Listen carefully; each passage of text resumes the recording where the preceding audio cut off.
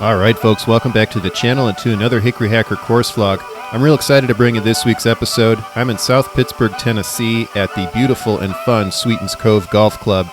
This course has only been around for about 8 years, but it's already established itself as one of the coolest golf courses in the country. Where having a good time is really the name of the game here. As long as you're respectful of everybody else around you, everyone's going to have a fun time. First timers here get to have a shot of whiskey before they kick things off, which is my way to start a round. And if you come back, make sure you bring a bottle with you so that you can share that with other first timers. Here's what's in the bag for this round, sponsored by Stewart RTJ. I've got my primary authentic hickory set with me and a Callaway Super Soft ball. And here's a scorecard for Sweetens. Only 9 holes, but you can play them a lot of different ways, and we'll touch on some of those as we go. Number 1's a par 5, 469 yards. And here's my playing partner today, old-time musician Matt Downer. That's Matt's music that's the soundtrack for this round. Matt's based in nearby Chattanooga and gets to play Sweetens a lot. He's a pretty lucky guy. So you can see right off the tee here on the first, there's plenty of fairway left or right to catch any ball. And you can tell right away that this course was set up to have a good time. King Collins Design did an outstanding job turning what was a pretty problematic 9-hole golf course into what this course is today, and I'll talk a little bit more about the details of that as we go. But I just really want to underscore just how much fun this golf course is right off the bat. It can be as challenging as you want it to be, or it can be as casual and fun as you want it to be, based on the different ways that you can play the holes from the tees. Based on what flags you play to. There's 2 flags on every green, so you can really make this a versatile, entertaining golf course for yourself, or make it, a really tough golf course. But the bottom line to any experience is that it's a good time, and everybody here has a blast. One of the biggest things you notice right away at Sweetens is the size of the green complexes. Very undulating surfaces, and they're quick too. And I've said before in previous course vlogs that I actually really prefer fast greens. Not so much for the chipping, but for the putting. Here's a great run at a par for Matt. So kind of a rough start score-wise. This is my 8th shot already. But again, I was laughing off plenty of bad shots here and cheering the good ones. That was a really good putt there to get off the first green. All right, number 2's a par 4, 311 yards. Most of the holes here at Sweetens are pretty short and drivable for modern clubs. Again, amping up the fun factor. Like I said, Matt lives in nearby Chattanooga, and he gets to play Sweetens several times a year and has actually kind of become their resident Hickory player. Matt's a recent convert to Hickory clubs, but plays them pretty much exclusively now. And hopefully at some point, maybe we'll help organize a Hickory golf event at Sweetens. I know that there are other Hickory golfers in the area, and I would certainly travel back down to Sweetens to play in something like that. This course plays beautiful with Hickory clubs. So I muffed that last shot with the Tom Morris mashie, but this shot turned out pretty good.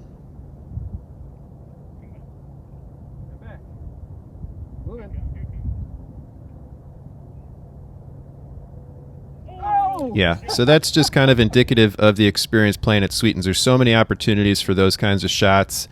And, yeah, helped that I was putting pretty well today, too. A lot of times during this round, I felt like I was just playing a fun house for golf and loving every second of it. All right, number 3's a par 5, 477 yards.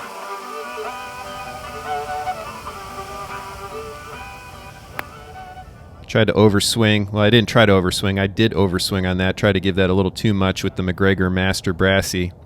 I remember, though, the lesson I learned at Lac La Belle when I was in the tall grass there, and I decided to use the Hagen Iron Man sand wedge right away to get myself out of that and not mess around. So that worked. Sets me up 330 yards to the hole with the David Kinnell splice-neck. Been hitting that club pretty well lately, and there's another good shot with it. Matt found himself in the middle of the fairway off the tee and then had a nice approach here with his Brassie. That shot with the Kinnell splice-neck left me about 150 yards to the hole, so I'm using the Tom Stewart J iron here. Pushed it right a little bit, but it was the right club. I left myself about pin high on the right side. This is one of my favorite shots in Hickory golf. And another pretty well executed shot. Can I one putt again? Oh yeah, got my money's worth on that one. All right, that takes us to number 4, which is the first par 3. It's called King. We were playing it at 114 yards today, and it's named after local legend King Omeg, who was the head golf coach at Baylor and a pretty accomplished player himself. And that was a pretty good shot with the MacGregor Mashie niblick. Gave me an actual legit birdie attempt here, albeit a little further away than any of my previous putts today, and yeah, I had a little bit of trouble judging the distance on that one. And then I was a little tentative coming back.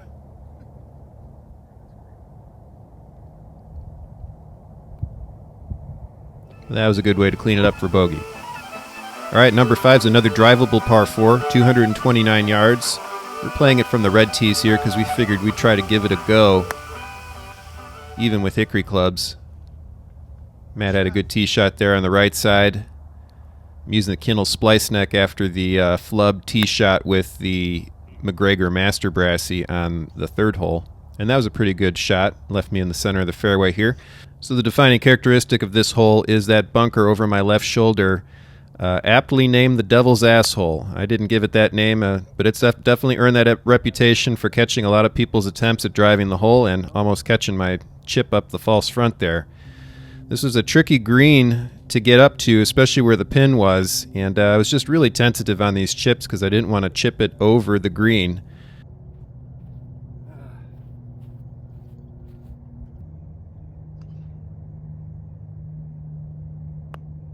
And there I finally got one to get up close to the hole. Thanks.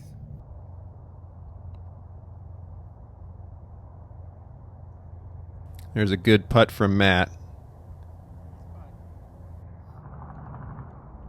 I'm feeling pretty confident with my ability on these short-range putts, though, and there's another one putt to save bogey. All right, number 6, par 4, 360 yards.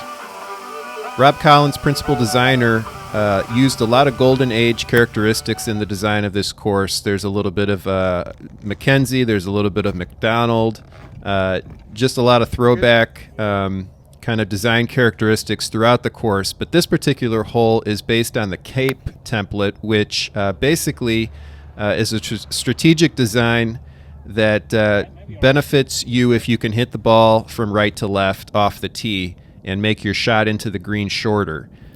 So you've got the water on the left side. There I found the water there with that shot. I was just trying to punch that out with the Tom Stewart J iron and just got a little too aggressive. Finally was able to do it here for my 4th shot. But anyway, the fairway runs basically from right to left, slopes from right to left, and then you've got the water on the left side there. So if you can hit a draw off the tee here and catch it just right on the right side of the fairway, you'll run the ball even closer to the green and give yourself a nice short approach. The green's well protected by bunkers and obviously the water there on the back and to the left. So it's a tricky green to approach. I got really lucky here with this run-up. That was not what I intended. But the grass on the bank held it up, and I was able to get some club behind it using the Tom Morris mashie. But yeah, just a cool hole. I played this one a little bit better on the second go-around. Let's see if I can hit another putt here for an 8. And I can. All right, number 7, par 4, 313 yards, another drivable hole. Sticking with the Kinnell splice-neck, and yeah, not the best shot there, but it turned out okay, actually. Made the hole shorter, and I found some open area on the right side. Matt found himself over here on the right as well. That's still got a nice members bounce off the tree to give himself a look at the green. So it was only 110 yards, but misjudged the distance on this mashie. Needed to hit it a little bit harder than that. There's a bit of a ravine right in front of the green there. Another false front, too. But I remembered the false front from a couple holes ago and gave that one a little bit more than I needed to. So I found myself on the back of the green now. Just aiming for the center of the green here to give myself a chance with the putter. So a lengthy bogey putt. The putter's been good to me. The greens have been pretty good to me. Will it be good to me again? Just short. That probably half a rotation it was going in. All right, number 8, par 4, 333 yards. Got a trio of bunkers there. Based on how far you can hit it off the tee, they kind of come into play, and I was flirting with the one on the right side here using the Kinnell splice-neck. Oh, that's shorter than it is. Yeah, I can see it. Yeah, I came up just short there. So this is a club that I don't use that often. I didn't even make a graphic for it, but that was a Spalding driving iron, and I've since taken this out of my bag. That had too many shots like that with it. So using the Tom Morris mashie here and just pulled this left. Probably saw the other pin and subconsciously aimed for that.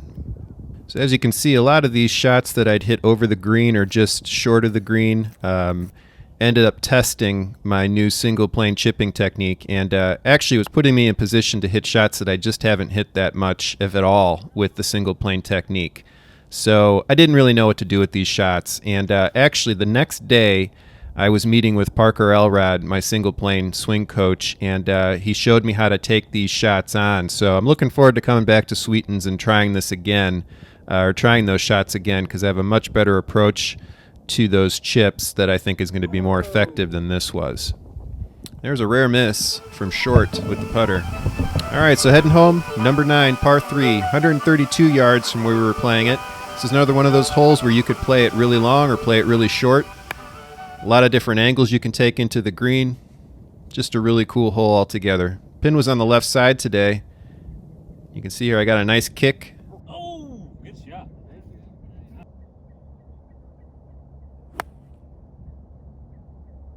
Hop out of that. Get up. Matt's shot came up short of the green into the waist area, but he had a nice chip up to this point. And a good par putt there. Par the hard way right there. Nice. That was a great up and down. So I got a lengthy birdie putt here to close things out.